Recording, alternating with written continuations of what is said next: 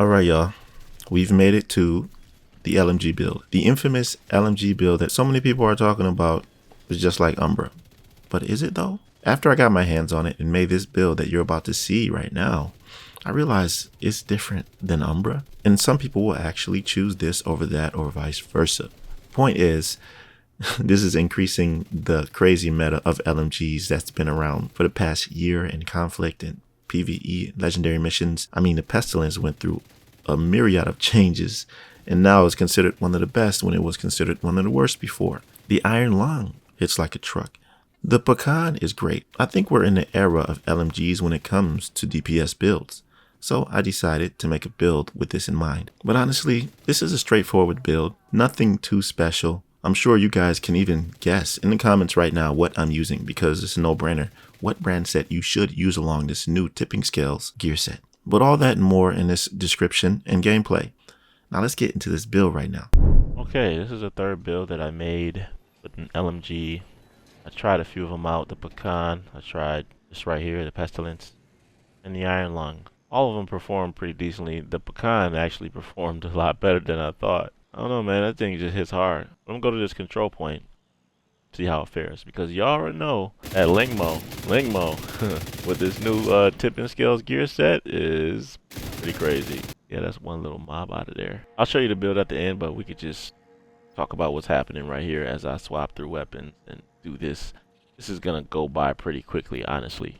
So this isn't gonna be a long video at all. It's just DPS. And what do you think? Do you think this is better than Umbra Initiative? Because Umbra Initiative requires that you have to be in cover, right? So like some people are saying that it's better because nothing holding you back from getting your damage. You know what I mean? I need to change my skills while I'm playing. I got some skills on that I have from before. Yeah. So basically, when you're firing, this increases your weapon handling up, right? Your weapon handling has snap. Oh, let me focus up because this is a little bit squishy, all right? But your weapon handling encompasses reload speed. So you're going to have like a super crazy fast reload speed with this if you're like firing and you have your stacks up. It also increases your critical hit damage. But I changed my skills up a little bit so that it can cater to more for a DPS. And right now I'm using the Iron Lung, and this is hitting pretty hard actually. So yeah. I'm coming up on the other side from where I died. Oh yeah, and when they're suppressed, you don't lose stacks.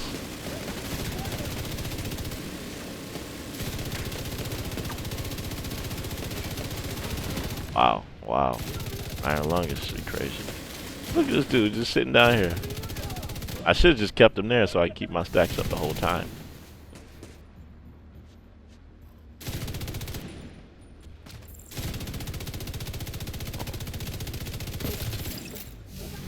Okay, coming out here. Yep. Oh, y'all ain't going nowhere, boy. I ain't going nowhere, boy. Get that reload speed, baby.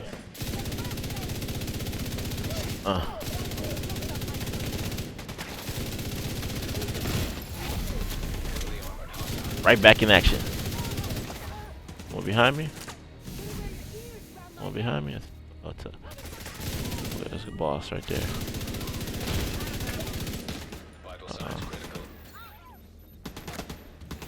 Got something for that. Decoy.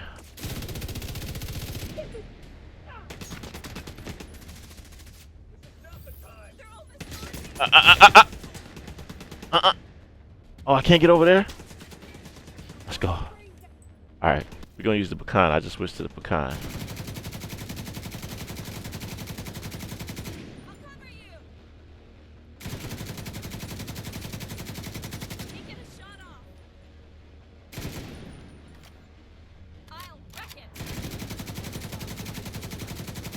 Yeah, baby.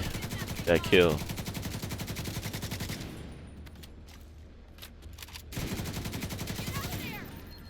Let's go. Not hitting as hard as I thought it was. Put the Pestilence back on, baby. We're gonna come up here because they're gonna be running to the. Yeah. But basically, what you want to do here. Whoa. Oh, this is one of those elite squads. Oh, that's why she had that long bar. Yeah, so basically what you want to do is make sure you stack critical hit chance up as much as possible because this talent increases your critical hit damage when you fire and get those stacks up to 50. Oh yeah, oh, I'm sorry. I think I think the Pestilence wins. I think the Pestilence wins this whole thing right here. I mean, just look at how much their health is melting. I can only imagine how this is going to be in PvP, man. Because LMGs were already broken in PvP to begin with. But to have something like this, when you could get more damage than 𝐒𝐻𝐻𝐽, yeah.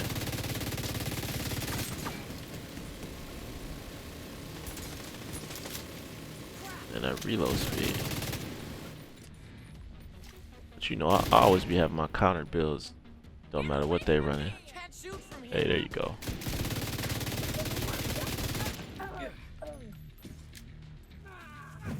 Another one? Oh, you got an axe. Yes,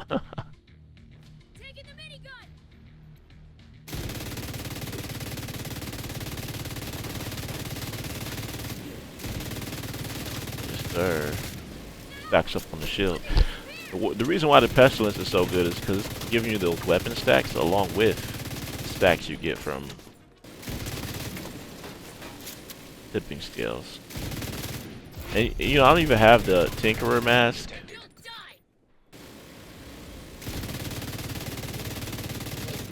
I don't have that. I was when I did the master level difficulty, they gave me the Tempest actually. Believe it or not, I made a build with that.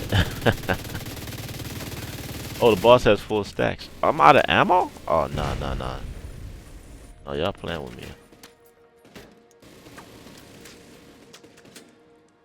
I need some ammo. I need more than that, baby. Almost over anyway. Oh, that's the boss.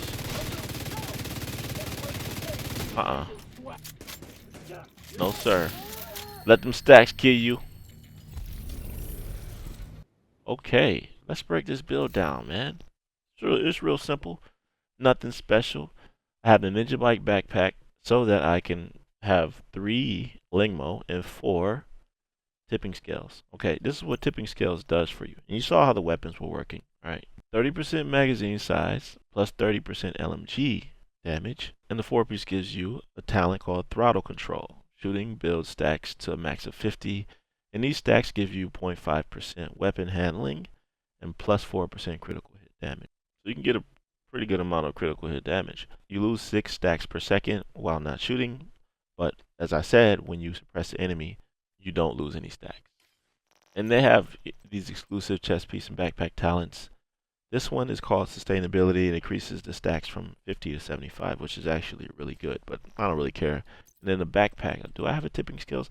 I don't have a tipping skills backpack. Somebody tell me down in the comments what that does. I'm running Unbreakable. And the 𝐒𝐻𝐻𝐽 gives you some explosive resistance, skill health.